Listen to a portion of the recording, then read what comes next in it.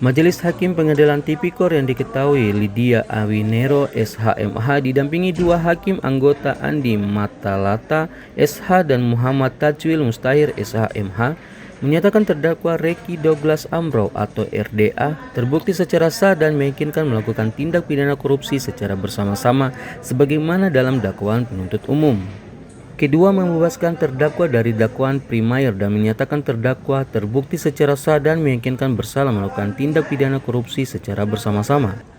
Menjatuhkan pidana penjara 2 tahun potong masa tahanan dengan denda 200 juta dengan ketentuan apabila denda tersebut tidak dibayar maka akan dikenakan kurungan penjara selama 6 bulan.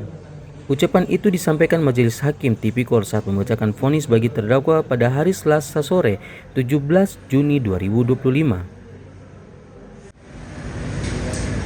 1. Menyatakan terdakwa Reky Douglas Amrow SOS dan SI tersebut tidak terbukti secara sah dan meyakinkan bersalah melakukan tindak pidana korupsi secara bersama-sama sebagaimana didakwakan dalam dakwaan primer. 2. Membebaskan terdakwa dari dakwaan primer tersebut. 3. Menyatakan terdakwa Reky Douglas Amrow SOS dan SI tersebut terbukti secara sah dan meyakinkan bersalah melakukan tindak pidana korupsi secara bersama-sama sebagaimana didakwakan dalam dakwaan subsidiary. 4. Menjatuhkan pidana terhadap terdakwa. Oleh karena itu dengan pidana penjara selama 2 tahun dan denda sejumlah 500 juta rupiah dengan ketentuan apabila denda tersebut tidak dibayar diganti dengan pidana kurungan selama 6 bulan. 5. Menghukum terdakwa bayar uang pengganti sejumlah 330.825.000 rupiah dengan ketentuan jika pidana tidak membayar uang pengganti tersebut paling lama 1 bulan sesudah putusan berkekuatan hukum tetap, maka harta bendanya disita oleh jaksa dan dilelang untuk menutupi uang pengganti tersebut. Dan jika pidana tidak memiliki harta benda yang cukup untuk membayar uang pengganti tersebut, maka diganti dengan pidana penjara selama 1 tahun. 6. Menetapkan masa penahanan yang telah dijalani terdakwa dikurangkan seluruhnya dari pidana yang ada. Terdakwa Reky Douglas Amrow yang menjabat koordinator bidang transportasi divonis hukuman 2 tahun penjara dengan sejumlah barang bukti termasuk barang bukti uang sebesar 226 juta rupiah dirampas dan diserahkan ke kas negara.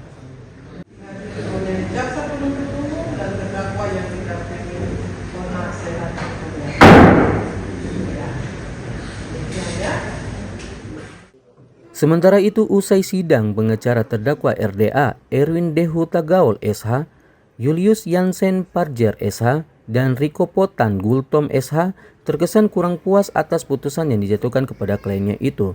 Kepada wartawan, Erwin menyinggung keterangan saksi ahli yang dihadirkan jaksa terkait kerugian negara, di mana saksi ahli menyatakan tidak terdapat kerugian negara, khususnya mengenai dana 330 juta rupiah karena tidak pernah dihitung itu. Selanjutnya, jika terdapat kelebihan bayar ataupun terdapat hutang dalam pelaksanaan BP PON bukan menjadi beban persorangan dari pengurusan itu, tetapi menjadi beban BP PON secara organisasi. Apalagi fakta nominal 330 juta rupiah tidak pernah dikeluarkan dari anggaran. Memang betul menjadi hutang, tetapi hutang itu sudah diikhlaskan oleh vendor yang melakukan pekerjaan itu. Jujur saja kami kurang puas karena dalam sidang putusan tadi, nama Ketua Harian PB PON 20 Papua disebut juga terbukti bersalah, tapi sampai saat ini tidak ada proses pemeriksaan atau penangkapan yang dilakukan terhadap bersangkutan. Berdasarkan pertimbangan putusan yang sudah diberikan hakim tadi, menurut kami ada beberapa fakta persidangan yang belum termuat di dalam pertimbangan hukum majelis hakim tadi. Salah satunya adalah di dalam persidangan sudah terungkap fakta bahwa vendor, yaitu koordinator rumah makan 2 rumah makan itu, sudah mengatakan bahwa dia sudah mengikhlaskan daripada sisa tagihan sebesar 330 sekian juta itu. Itu sudah terungkap di dalam persidangan waktu yang bersangkutan diperiksa sebagai saksi. Kemudian juga itu sudah kita tuangkan di dalam nota pembelaan dan yang bersangkutan juga sudah membuat pernyataan bahwa ikhlas karena kalau itu dibayarkan ternyata bertentangan dengan aturan, dia tidak akan mau menagih lagi. Poin itu tidak dipertimbangkan oleh majelis hakim. Itu yang menurut kami tidak sesuai dengan fakta persidangan menurut kami. Mengenai vendor juga, mengenai kelebihan bayar di Hotel Paparizza Timika, di dalam fakta persidangan juga itu sudah terungkap semua. Pengakuan daripada pemilik hotel bahwa betul bidang transportasi sudah melakukan komunikasi untuk diminta bayar, dan juga sudah betul bidang transportasi mengirimkan surat untuk segera sisa dana sebesar 26 juta itu dibayarkan. Tetapi ternyata hakim memiliki pertimbangan lain terhadap itu dan tetap menjadikan itu sebagai kesalahan daripada koordinator bidang transportasi. Walaupun faktanya di persidangan sudah terungkap bahwa koordinator bidang sudah berupaya untuk 26 juta itu segera dikembalikan oleh pemilik hotel. Ya, mungkin hakim memiliki pandangan lain terhadap itu, tetapi fakta persidangannya demikian. Ya, satu lagi mengenai kontrak, ya, mengenai kontrak vendor rumah makan itu.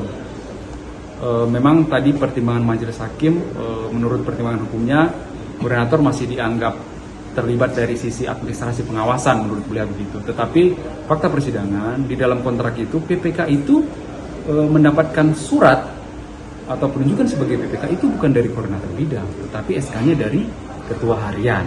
Sehingga dalam struktur organisasi pertanggungjawabannya itu adalah ke ketua harian, bukan ke ketua bidang. Dan di dalam penyusunan justifikasi teknis mengenai penyediaan makan minum super itu adalah pekerjaan mutlak daripada PPK, bukan tanggung jawab daripada koordinator bidang. Menurut hakim itu kan tidak ada di DPA. Menurut hakim kalau tidak ada di DPA tidak boleh dikerjakan. Tetapi faktanya menurut keterangan saksi kemarin, pekerjaan makan minum super itu dikerjakan karena sudah ada RKA. Kita bayangkan, sopir sudah datang dan harus bekerja melayani. Kalau tidak dikasih makan, tentu itu jadi persoalan tersendiri dalam pelaksanaan pelayanan atlet dan official pon. Sehingga oleh itulah karena sudah ada RKA, kemudian pekerjaan itu dilaksanakan. Tetapi pembayaran lunasnya itu dilakukan setelah DPA terbit, setelah DPAP terbit. DPAP terbit itu memang 30 September, tetapi pembayarannya itu di atas itu sekitar Oktober sampai Desember itu baru dibayarkan. Memang pekerjaannya dilaksanakan berdasarkan RKA. Tetapi pembayaran lunasnya itu dilakukan setelah DPAP terbit. Kalau pekerjaan itu tidak dilaksanakan dengan alasan bahwa DPAP belum terbit, hanya mengandalkan RKA, tentu itu akan menjadi masalah, justru menjadi masalah besar. Karena supir sudah harus bekerja melayani, tetapi tidak dikasih makan, itu tentu akan menjadi masalah. Sehingga itulah kenapa pada saat itu, pekerjaan itu dilaksanakan dengan model swakelola. Dan menurut PPK pada saat itu, sebelum dia melaksanakan pekerjaan itu, dia sudah berkoordinasi dengan ULP PB PON pada saat itu. Dan menurut PB PON, ULP-nya bisa dilaksanakan dengan metode swakelola. Kemudian juga mengenai kerugian negara. Sebenarnya kemarin kita sama-sama mendengar bagaimana ahli yang dihadirkan oleh rekan jaksa penuntut umum, yaitu ahli mengenai menghitung kerugian negara. Ahli sudah jelas mengatakan bahwa tidak terdapat kerugian negara di sana, khususnya mengenai 330 juta itu, karena memang dia tidak pernah menghitung itu.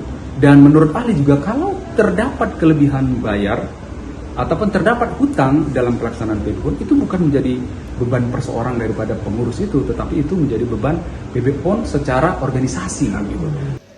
Dari Jayapura, Papua, Yesi Iriani, JTV mengabarkan.